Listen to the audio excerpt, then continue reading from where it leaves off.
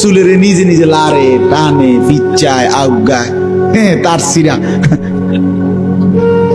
প্রতিবন্ধী নিজে নিজে। অনেক পোলা পায় না আমি দেখি যে নিজে নিজে এরকম করে চুলের ঘুরায় হাঁটে, একবার কাইত হয়, একবার হতে কি করে, আবার নিজে ছবি। হায় হায়, আমার মনে হয় পাবনার কোনো নাম্বার নাই হবে, অথচ আমাদের নাম্বার আছে। পাবনা মেন্টাল হসপিটালের কাছে লোকের নাম্বার আমাদের আছে, আমি এনে ওয়াজ করে আছি। আপনাদের কারো লাগলে নিয়ে, হ্যাঁ বাস্তব পাগল দেখতে হবে। হ্যাঁ হ্যাঁ, আমি 1-1.5 ঘন্টা দেখছি। আহা, পাবনা মানসিক হাসপাতালে, যে বাংলাদেশে যেটা বড় পাগলের হসপিটাল, আমি নিজে গেছি ভাই। 1-1.5 ঘন্টা ঘুরে ঘুরে দেখছি, আসর থেকে মাগরিব। আহা, একটা দিন আমি ওয়াজে বহুদিন বলছি, কমপক্ষে যদি 200 লোক দেখে থাকি পাগল, কথার কথায় এরকম ছোট ছোট খোপ খোপ রুম, গ্রিল সহ জালি দেওয়া, ভিতরে ঢুকতে দেয় না, ওদের কাছে ঢুকতে দেয় না, ওই জানালার মধ্যে কথা কম যায় আর কি, তাও সবাই ঢুকতে দেয় না, অনুমতি নিয়ে যাইতে হয় বিশেষ। তো যাই হোক, আমি যদি 200 পাগল দেখে থাকি, বিশ্বাস করেন কসম, সর্বোচ্চ 2 জন হবে বুড়া মানুষ আর 198 জন হবে যুবক। বিশ্বাস করেন, সব ইয়াং ফ্লাফ। আমার চোখে দেখা, আমি নিজ চোখে দেখছি। হ্যাঁ, পাগল বানাই দিচ্ছি। আমি জিজ্ঞাসা করছি, যুবক নাম কি তোমার? রবীন্দ্রনাথ ঠাকুর। তার নাম রবীন্দ্রনাথ ঠাকুর? তাহলে বুঝাই গেল সে কি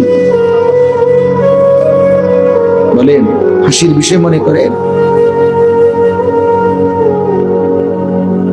আল্লাহ তাআলা যদি আমাদের এই ব্রেন, মাথা সুস্থ না রাখে,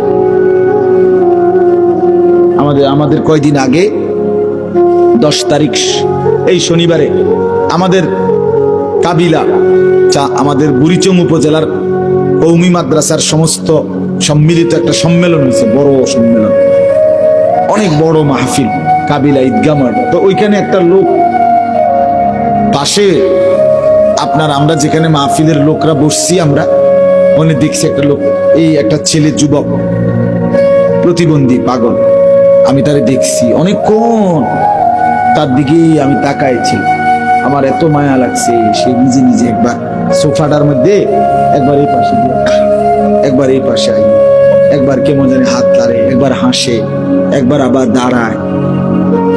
এই যে আহা, একদম সুন্দর, বিশ্বাস করেন, একেবারে টুকটুকটা সুন্দর চেহারা, লম্বা চুল ছেলে, এত মায়া লাগছে যে আহা, ছেলের বুঝতেছে না কিছু। এই জন্য বাবা, আমি ধমক দেই এই উদ্দেশ্যে, দুশ্মনীর জন্য না। আমি দুশ্মন না, তোমগরে বলার কেউ নাই, সবাই ছেড়ে দিছে, তোমরা আপন মা বাপই ভুলে গেছে,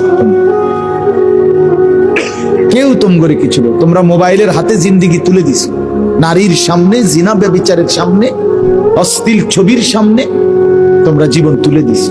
আর এখান থেকে ফিরে আসা বাপ কঠিন, খুব কঠিন। ইয়া লাইতানি কদ্দামতু লিহায়াতি। রব্বুল আলামিন বলেন, হাসরের ময়দানে প্রত্যেকটা নাফরমান আফসোস করবে, হায় যদি দুনিয়ার হায়াতে থাকতে আজকের আখিরাতের জন্য কিছু পাঠাইতাম। ইয়া লাইতানি কদ্দামতু লিহায়াতি, হায় যদি দুনিয়ার হায়াতে থাকতে আজকের জন্য কিছু পাঠাতাম।